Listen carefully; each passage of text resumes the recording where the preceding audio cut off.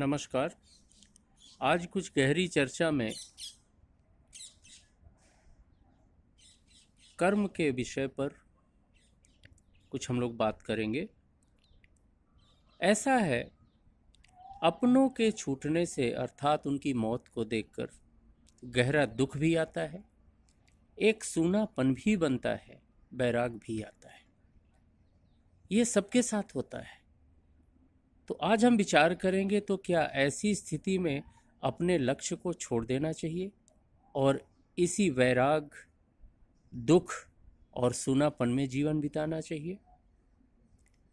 क्या अपने नियत कर्म को छोड़ना चाहिए और वैराग, सूनापन और दुख के साथ रहना चाहिए? अगर रामचरितमानस को हम देखें तो ऐसा करने की ज़रूरत बिल्कुल नहीं है।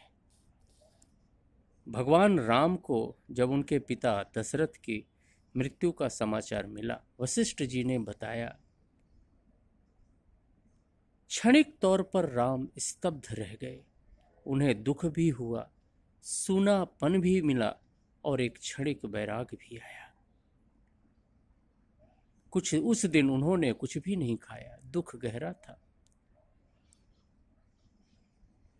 गुरुदेव की आज्ञा से नियत कर्म किया गया। मृत्यु के बाद जो पितरों का करना पड़ता है, तिलांजलि दिए, पिंडदान किए, और उसके बाद राम नियत कर्म पर अपने रूप पर आ गए।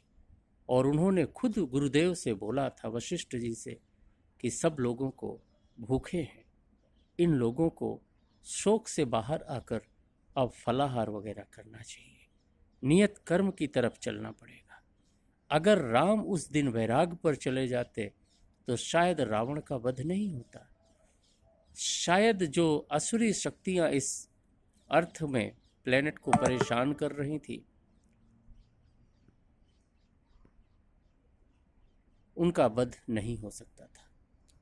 तो निश्चित रूप से हमें यह ध्यान रखना चाहिए कि अगर इस ढंग का वैराग आए तो अपना कर्म नहीं छोड़ना चाहिए। और भी स्थिति, लक्ष्मण को बाण लगा, दुख कितना भी गहरा आ जाए, शारीरिक बाधा कितनी बड़ी आ जाए, लेकिन जब आप ठीक हों तो आपको अपने कर्म पर जरूर ध्यान देना चाहिए। इसका एग्जाम्पल सीधा लक्ष्मण से आता है। वो लक्ष्मण शक्ति लगी, संजीवनी मिलने के बाद लक्ष्मण जी चलने फिरने लायक हुए। लेकिन उन्होंने मेघनाथ से युद्ध करने के लिए मना नहीं किया, उनका लक्ष्य था और उस कर्म को उन्होंने नहीं छोड़ा। तो किसी भी स्थिति में अपना कर्म नहीं छोड़ना चाहिए।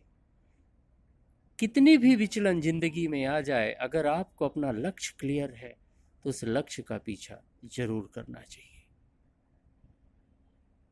दुख आता है, हम मानव हैं, मनुष्य हैं, तो हम दुखी भी होंगे, सुखी भी होंगे, छोटी छोटी परेशानियों में हम विचलित भी होंगे।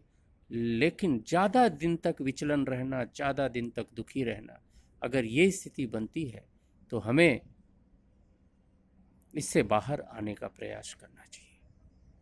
क्योंकि एक बात तो निश्चित है, जिस थिंग का शुरुआत है उसका अंत निश्चित है।